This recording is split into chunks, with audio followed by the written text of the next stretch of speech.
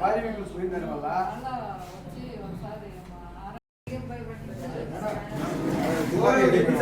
మళ్ళీ వాళ్ళే వదిలేసారు పోలీసులు కూడా.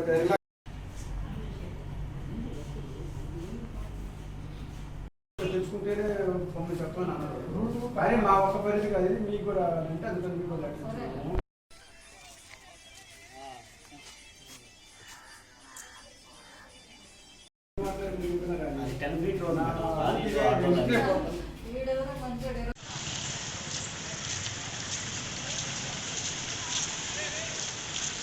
అనసారం నుంచి మాట్లాడుతున్నాం. అనసారం ప్రజలని అనసారంలో గ్యాస్ గోడౌను ఊరి బయట గోడౌన్ పెట్టుకున్నాడు. కానీ ఆ గ్యాస్ గోడౌన్ దగ్గరికి పోయే వెహికల్స్ మాత్రం నడి ఊరిలో చిన్న బజార్లో కరెంటు తీగల మధ్యలో చాలా ప్రమాదకరమైన పరిస్థితుల్లో ఆ రూట్లో పర్మిషన్ లేని రూట్లో వెహికల్స్ నడుపుకుంటూ చాలా జనాలందరినీ ఇబ్బంది చేస్తున్నాడు.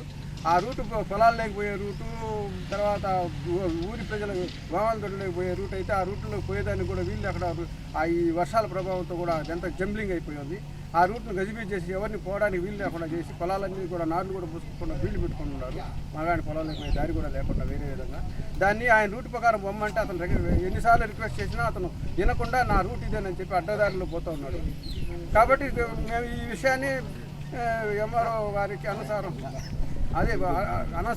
ఎంఆర్ఓ గారికి, పోలీస్ స్టేషన్ గారికి ఇక్కడికి కూడా మేము రిప్రజెంట్ చేయడం జరిగింది.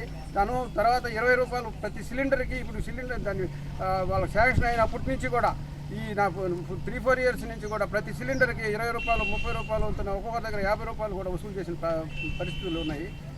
అవి ఎంత చెప్పినా అతనేమో దాన్ని మానుకోవటం లేదు. కాబట్టి ఈ విషయాన్ని మేము అధికారులు